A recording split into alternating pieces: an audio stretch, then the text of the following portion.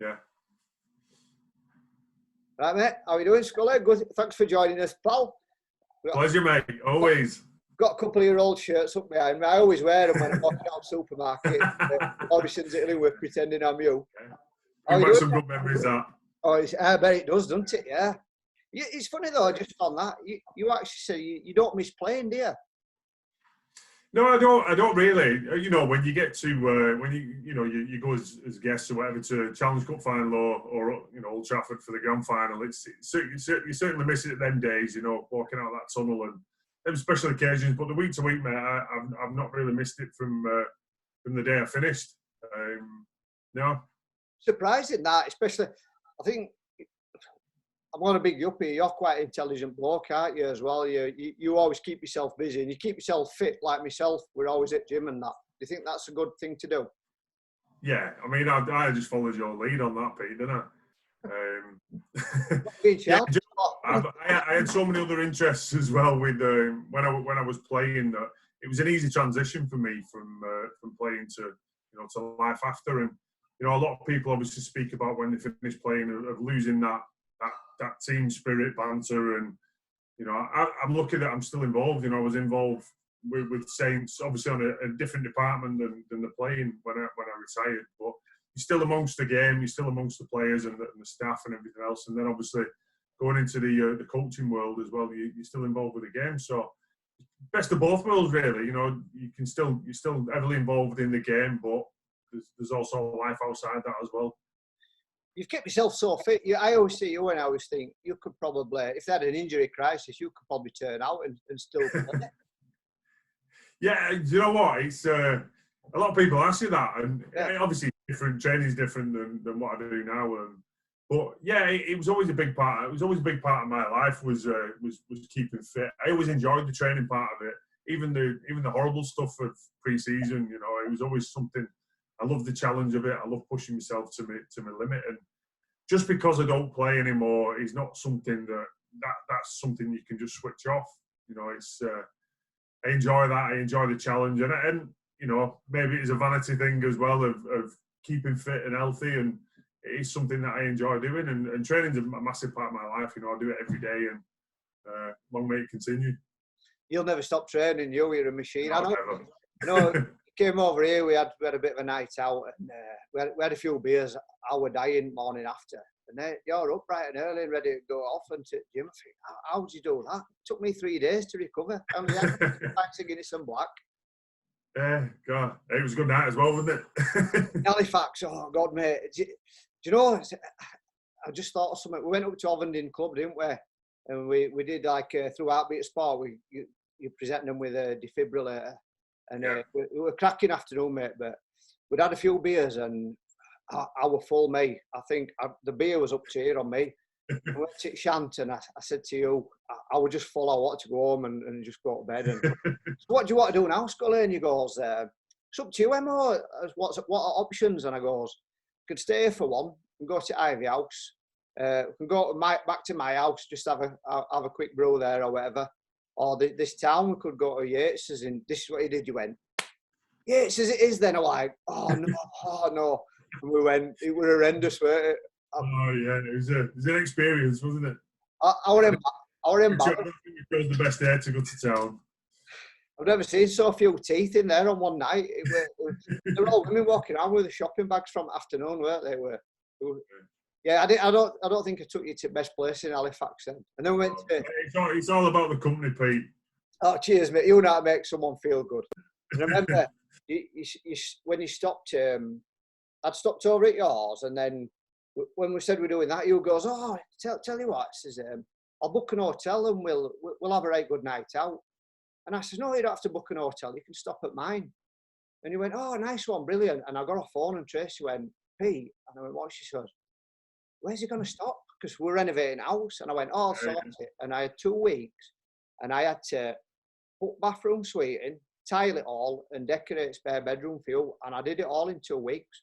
So Tracy said, what job you did? Okay, Tracy said, can you get him to stop more often? I don't know what she meant there. Get all the job done. But I tell you what, you've been keeping yourself busy, Scully, because I mean, I don't like to big you up, but the stuff you've been doing around St Helens and that through this lockdown, it just sort of shows the bloke you are. You and, you know, Johnny Vegas and that, going and delivering goods to people. Just, I think that sums you up, mate. To be honest, you're just such a nice fella. Oh, mate, I think we're blessed with, certainly within our game of you know, that. I think that sums a lot of people up. And mate, it's been really nice. It's been really nice to be able to do that. Obviously, you know, it gets you out as well. You know, within the safety of the rules. But to be able to help those, you know, just see the faces when when you're doing the deliveries. Obviously, I'm a small part of what they do, and you know, a lot of credit to obviously Martin Blondell and Lindsay and the Steve Prescott Foundation for their part, and Andrew McKyle at the Eccleston Arms. For what he set up there is phenomenal. I mean, it's going a step even further this weekend. We're doing like a drive-through takeout. So there's other things happening. Just giving people, you know, the opportunity to be able to still live, you know, comfortably and be able to access things, you know, like you know, the shopping for those who can't get out, or you know, the Sunday roast deliveries. It's been phenomenal, and just being able to go and drop them safely at the door and see the faces when they open it. It's priceless. So you know, all credit to them guys who've done it, and then obviously the ambassadors who we've been doing all the deliveries again with the Blackbrook Open Age rugby team, and you know, Tommy Martin, Lee Breers, obviously my good mate Johnny Vegas. It's been great, and some real good heartwarming stories, you know, in St Helens on the back of this, and you know, it's a community that's really, really pulled together. I'd probably say that about St Helens, because I think in all the time that I've worked over there, they're a special sort of town, really. Everyone comes together, don't they? I don't know what it is about it, really. It's just one of them places. Yeah, it is, and you know, it's obviously a very working class town, and people are, you know, there to support each other. And as I say, it's been really, really good. You know, the feedback that we've had from the people who received it, and you know, family members. When you know, we've had family members through, you know, it might be a son and daughter who live in London whose parents live in St Helens. Obviously, they can't get to see them, but when they can send them a nice little surprise or a Sunday lunch, or it's just that little thing that makes such a difference. And you know, to be able to do that has been phenomenal. And you know, I just hope it continues. You know, obviously it's going to be different. Obviously, when everyone's unlocked, but I just think that caring for people, you know, and putting yourself out little bits to help those less fortunate. Let's hope we all don't switch off. Yeah, definitely, mate. I mean, I've known you probably sort of 10 years now, I think, being friends and that. And I can't imagine what a boost it would give to someone like me for a knock on door and a former Great Britain captain at door with 48 cans of Skull free of charge. You know what I mean?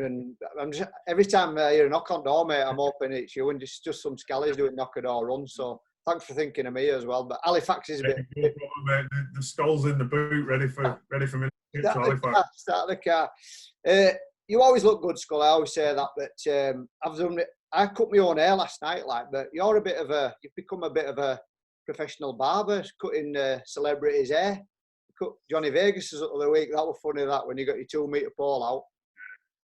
Mate, it's being a non-hairdresser, it's bad enough, you know, dubbing somebody's hair anyway when you've got all the doubles. Trying to do it on the end of a 2 metre pole, mate, was an experience. But we managed to get the job done, and fair play to Johnny. What a star. But I mean, the publicity again for you know, the foundation and obviously Willowbrook and everything else that Johnny helps, you know, on the Steph show on to do that live on Channel 4 was brilliant. But you know, what a laugh we had, you know, and it was all done within the rules. But look at his face. I must have watched it about 5 times, because when it went onto his face. Q4 is it? It was hilarious, wasn't it? Yeah, I want to mention someone actually, and I thought it'd be nice to someone who we both knew, and it's really sad, but you mentioned Willowbrook Hospice there. It's a fantastic place, but our old friend Chris Cabbray. He was just such a nice lad. We used to see him at Saints as well. And you mentioned Precky there, and I think Chris was probably up there in the same bracket. A real inspirational young lad, and I'll always have fond memories of him. He was just a fantastic bloke, wasn't he, mate? Yeah, he was. It's tragic, obviously, what's happened with Chris, and such a nice lad, and such from a lovely family. Good Steve, as you are as well, and yeah, just an inspirational man. I mean, to be dealt what he was dealt, at his age, 20, 21, whatever he was when he was diagnosed with osteosarcoma, and obviously had his leg amputated. To deal with that alone, but then to obviously it come back 2 or 3 times, and be told it's terminal. But just to carry on the way he has, and raise money and inspire people, never give up that fight. And sadly, we lost Chris a couple of weeks ago. But it's his funeral this Friday, and I'll certainly be out there. I think they're wanting to get at distance, obviously, a guard of honour, and people show the respect to Chris. So, and rightly so. I think he was a very, very well liked lad, and I had the pleasure of he still kicked my arse at golf as well. With his one leg. An outstanding golfer. I think he played off 7, Chris, and I had a game with him last summer. He did a fundraising golf day at Offwood, and just a all-round top lad from a great family. So he'll be sadly missed. Absolutely, mate. Cheers for that. Nice words about him as well. Just when you mentioned golf there, Scully, something just sprung into my mind it were a few years back. We did golf day for Precky, and it were at Alton Hall. And I don't know if you remember, we went in, and I was sort of like doing the hosting of the dinner at the night, but we had a bit of a golf day, and I'm everything I do, I'm the opposite of you. You're good at all sport. Everything you touch, you're good at, and I'm the opposite. And they got all teams together, and there were 1 player short. But I was just going to go around in buggy, I think with Nick Fozzard, and give all lads drinks and stuff, just see everybody. And so we're 1 player short, and I think Gary Schofield it where he goes, "Oh, Emmo," he says, "Would you play?" I goes, I haven't got any clubs or out, And he goes, "Oh, we'll probably wait to see if we can get you some clubs." So he went away, come back. He says, "We can borrow you some clubs." He says, "You just need some golf shoes." I went, "Right." He said, "There's a golf shop here," and I was doing voluntary. You know what I mean? I'm thinking it's probably proper posh golf club, innit? I'm thinking, "Oh shit, I'm gonna have to buy some golf shoes now." So I goes in the shop, and Tracy would come over. All the girls would come over. Out there. They were going shopping to Leeds and coming back for the night, So I'd give her some cash to go shopping and that, and then I had to go in golf shop. So I come out, I bought these golf shoes, cheapest pair, I think they were 65 quid. And I was fed up, like, you know what I mean? And I put these golf shoes on, and I remember you laughing, going, "Oh, you'll have to bed them in, Emmo." So I goes out at the club, and I start walking around car park and stuff, and on grass and that, and I walk back in, and then Gary Schofield come straight up to me. I'd had these golf shoes about 4 minutes. And Gary Schofield come up and he goes, "Oh, Emmo," he goes, "you're all right. Daryl Powell's here now. You don't have to play." I'm like, so I remember Precky were howling. 500 quid out of pocket. I know, yeah. Precky were howling, laughing over that. He had a great sense of humour, didn't he? Wicked sense of humour. Oh, he did. Yeah, wicked lad. Yeah, very, very funny bloke. And stuff you do, mate. I know you don't like bigging yourself up, but I think probably coming up to 2 weeks ago, you've done a few bits for charity, and that's an understatement, really, isn't it? But I think you got on a watt bike, 26 hours. Yeah, it was obviously part of the, they did this national initiative to this 2.6 challenge, obviously, because the London Marathon was cancelled. So obviously, it was to support all the, I think the London Marathon raises something like 60 million for UK charities. So it was an initiative set up to do this 2.6 challenge to try and raise money for whatever, your charity is, and, help them all across the country. So me and you and Dowes and Jamie Jones Buchanan jumped on as well at last minute. So, I mean, what an effort from Jamie as well. So I was raising money for the Steve Prescott Foundation. Dowsey was raising money for Motor Neurone, obviously for our good friend Rob Burrow. So we did obviously in the 2.6, so we said, well, 26 hours to do that, constant on a watt bike. So we went from 6 a.m. on the Saturday to 8 a.m. on the Sunday, non-stop. So yeah, it was a fair effort. We covered 806 kilometres. If I did that driving, I'd need a week lying down. What was that mentally as well? That must have been tough. Yeah, the hardest bit, the physical part, and to be honest, the mental side of it is probably my biggest strength. Is yeah. You know, the will not to give in, and I know same with Dowsey. You know, he's a very driven player, or ex-player, and yeah, the hardest bit I'd say was the early morning of the Sunday. You know, you're talking like 3-4 o'clock in the morning, where I mean you've been cycling 22 hours. But it's a time where you would be in bed, and obviously you've missed a night's sleep. So just like, you know, your head and your eyes and stuff, more than your legs. But then you get to a point, and you know, we were very fortunate. We obviously had a live stream of this, and had all the boys coming on. I think we had about 30 players join us throughout the evening, just having a chat. Obviously, in the early hours of the morning, we had all the boys from Australia come on. You know, Burgess and, you know, a few of the. That give you a boost as you're doing it, I'd have thought. Yeah, it was good because it takes your mind off what you're doing as well. You know, you're cycling away, but having the crack, and before you know it, there's another half an hour going. But it was really good, and I think we raised just under 20 grand. I think because it was something that me and Dowsey had only agreed to do the week before anyway. So it was quite a short turnaround in regards to fundraising. We both train a lot and both do a lot of cycling, so the physical challenge wasn't an issue, you know, but we wanted to raise as much money as we could for the charities. So yeah, it was a massive success, and you know, real good feedback off the back of the kind of show that they put together. You know, all credit to JJB and Alex Simmons as well from Rugby AM, who did all the streaming and got all the boys on. Simo did a couple of sets as well on his DJ. On his DJ decks, and kept us entertained. So yeah, it was really good, and some real good feedback, and some money raised for the charities. Hey, well done, mate, on your efforts. Again, I don't know how you do. I really don't know how you do it.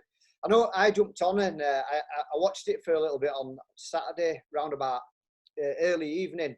Kelvin Fletcher was on catching up with. He's done well, hasn't he?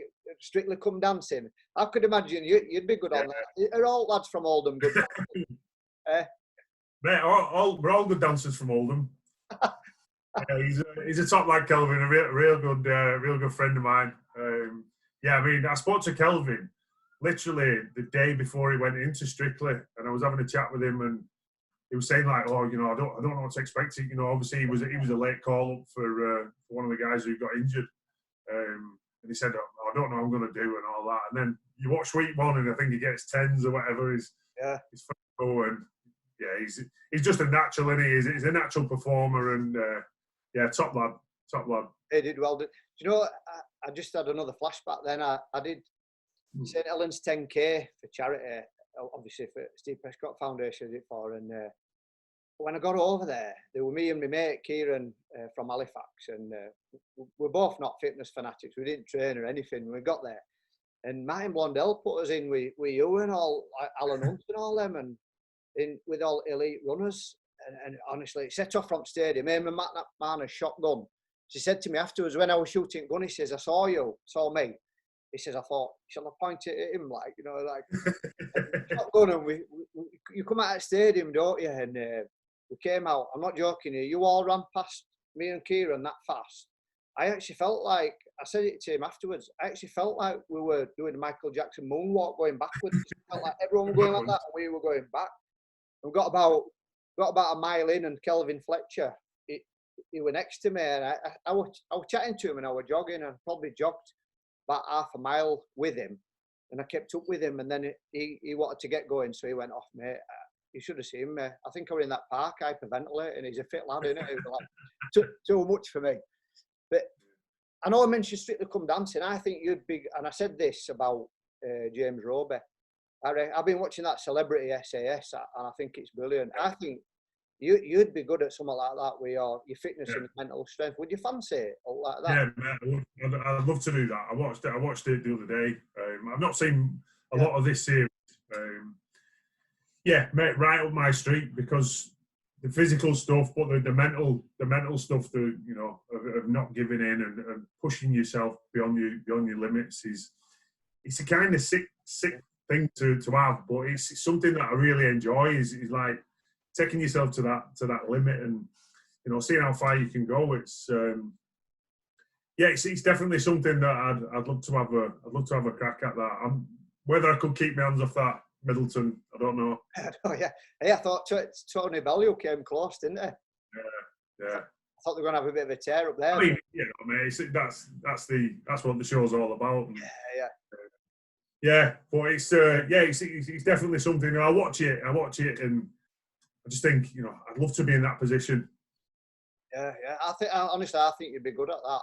If someone asked me to do that, I'll definitely put your name forward. Don't worry about it. And then I think when I worked with you on after dinner circuit and we have a chat about your career, it's absolutely brilliant. But another thing I like about you is when we do different kind of things where you speak to kind of corporate people and you speak about leadership and overcoming adversity. Is that something you like doing? Because the first time I heard you sort of speak like that, honestly, I got goosebumps, and I want to go and get my rugby kit on and just take first drive. I think if you're just sort of that kind of person, you inspire.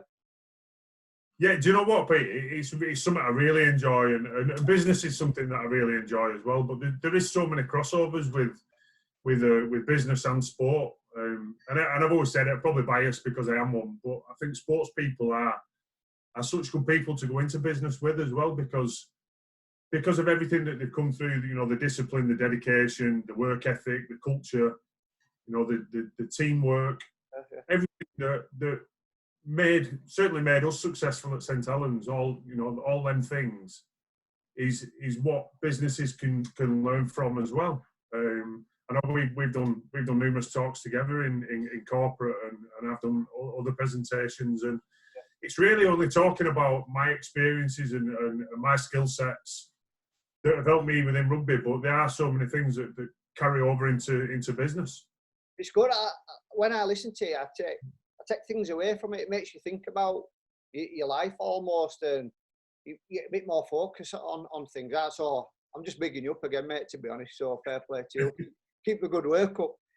Speak about good work as well, I just want to bring it to a close soon, but I think your Danny, your brother Danny Sculthorpe, I think he does a brilliant job, mate, and I know it's mental health week this week, but the stuff your Danny does, and I know he's had his own troubles, but he has helped so many people. I'd probably say me included, and my friends, I put him on to the things he's done. He does a brilliant job. Your family's lovely, but you must be dead proud of your Danny. Yeah, really, really proud of him. He went through a tough time, obviously, when he was coming to the end of rugby, and not because his rugby was ending, but the illnesses that he got through surgery, and he got the MRSA twice, one in his knee, one in his back, that stopped his mobility for a long period, and having young family and everything that really got to him, and obviously his career coming to an end on the back of that was tough, and he went through some dark spells. Thankfully for us, and then obviously for Danny, that he spoke out about it, he got help, and you look at where he's at now. But because of that, because of the help that he got, and he did the right thing, he spoke about it, and to be able now to go out and tell his story and advise people, on it's not weak to speak out, and it's if a 17-stone rugby player can say I'm struggling and I need to speak to somebody, I need help, it's not a sign of weakness, that's a sign of strength. Yeah. Danny did that, thankfully, got help, and as I say, he's real passionate now about taking that message out, both with his own stuff and obviously working with State of Mind. And he's done it for a few years now. He's got qualifications in this as well to back up what his own story is and what he knows. But the feedback that he's had, I mean, I've seen some of the feedback, and 100%, mate, it's saved lives. So it's been one life alone is worth every day that he's gone out and spread that word. But I know he's had an impact on a lot of people, and very, very proud of what he's done. Hey, really nice to hear that, mate, as well. Especially because when you were kids, he used to bash you all over, didn't he, as well? Yeah. Nice to hear that you still love him. Mate, not just when we were kids. Do you not see the Wigan Saints games when we happen to play against each other? Well, that must have been a strange going on, especially in big final, Challenge Cup final. What a surreal moment to line up and your brothers in team. You're gonna go knock 10 out of each other. Me and Danny absolutely hated each other's guts when we were kids. I mean, when we were really young, we fought like cat and dog, and I was the middle one of the three of us. Obviously, my eldest brother Lee always backed the young one, so it was always me v them two. But as we grew up, we couldn't have grown any closer, and obviously we're real close now, all three of us. And yeah, I mean, to come through our careers. Obviously, Danny's 2 years younger than me, but quite often played, certainly at school, and then at the lower junior clubs, he stepped up a couple of ages. So, we've played together, but never really played against each other. So then to do that on the big stage of Saints v Wigan, and then to do it on the biggest stage of all, in a Challenge Cup final at the Millennium Stadium was unreal. But I always speak about that, and it's probably the highlight of my career was that game. That was my first one as captain of Saints in 2004, and obviously we got the win. And to be able to pick that Challenge Cup up, something that we'd grown up as kids watching the Challenge Cup final, listening to Ray French and watching some iconic games, to then be that's us, and I'm the one walking up the steps lifting the trophy. And it's it was surreal, but to be able to share that, I know Danny was on the opposite side, and thankfully on the losing side, but to be able to share it with your brother and have your parents at the game, tough call for them, because they're always going to win and they're always going to lose. Yeah. To see their two of their sons on the biggest stage, I think was just reward for everything they'd done for us, for all the support they give us and run us everywhere as kids. And they've not missed a game. They go to all the games. Same with all the grandkids now. Louis and Jake. And yeah, it was a real special day, that. Really, yeah. I mean, I know your mum and dad, and I think your family, you've continued in there. So I think they've passed it down to you, because I just want to finish by saying that every time I've come across to see you make anyone who comes to your house so welcome. And it's strange with who you are, that you're just such a down-to-earth lad, and I think that sort of speaks volumes for you as a person, really. No, I mean, obviously, when I stopped last time and I got an invoice for stopping over, I was a bit fed up, but you did get me some Weetabix and everything, so you're not bad for it, are you? Best one when the dog jumped on you.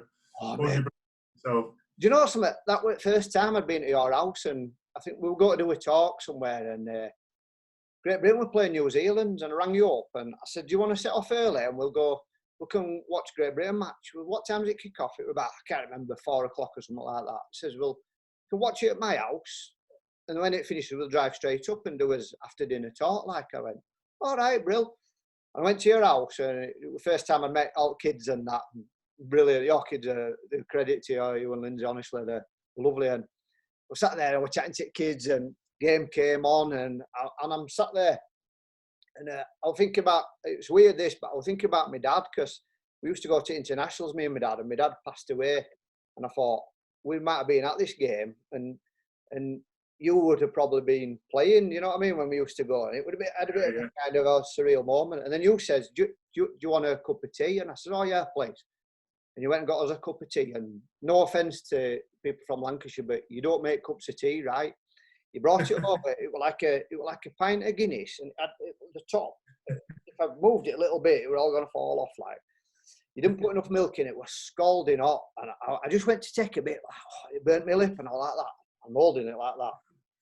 And anyway, game starts. I'm watching it, and kids were excited. They were a bit younger then, obviously, because I think it was probably 10 years ago. And then Rufus, when he bulldog, he come out. Yeah. Come out here. You must have had like a gate in kitchen in your old house, and it must have been over. opened, and I'm like that. And I think you're even right excited. I looked, thought, what's up? And I looked over, and bounding towards me, and I'm like that. And I've got this boiling hot cup of tea, and I didn't want to spill it, and I'm like, oh mate, and I think you'll make me do it.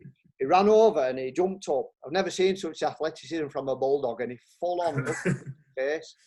And I spilled all my tea down my groin, like, oh, it was proper killer, like dirty rotten scoundrels where he pretends it's not. I can still picture it, mate. I can still picture it. Tell you what, I had to go to the toilet and I doused it under the cold tap there, mate. Tell you what, it's good doing this, isn't it? Because we're not really seeing anyone. You can't get out and about, and it's gives you a big lift, doesn't it? Catch up with. Yeah, it does, mate. You know, it's been brilliant. I think, mate, I think the world had changed with stuff like this. I mean, how many people had used like Zoom and stuff before? Certainly in the capacity that we have done over the last 2 months, and it's changed. You know, the guys at the RFL, we use Microsoft Teams, and said, well, you know, I drive to Leeds in the morning. It might take me 3 hours to get there for an hour meeting to drive home, and you know, we've done this on Teams, and you know, talking to Jane from the RFL, she said we've always had Teams, we've just never used it, and I'm thinking, you know, it's just everything that you can do, and it's so more productive for people. I think that, you know, I think the world will maybe adapt after this. Traffic jam on M62. Imagine that. That'd be nice, wouldn't it? Yeah. I'd have to do pictures from this. I'm going to say we'll have to start doing our talks, Pete, from here and just get everyone logged in. Oh yeah. Well, I could do mine sort of at 10:30 at night, and anyone struggling with insomnia, I'll put them straight in a coma water. get a good night's sleep. Yeah. Hey, no, good do that, mate. Scully. Thanks a lot, pal. It's I'll just stick out there. It's just a bit of entertainment for people to watching it and catch up on your career, really. Couldn't speak about mine. Brilliant, mate. Really enjoyed it, pal. I know I have as well, mate. I'll just do the thing. So thanks a lot, Scully. Always a gent, mate. Top man. No, pleasure, mate. Look at that.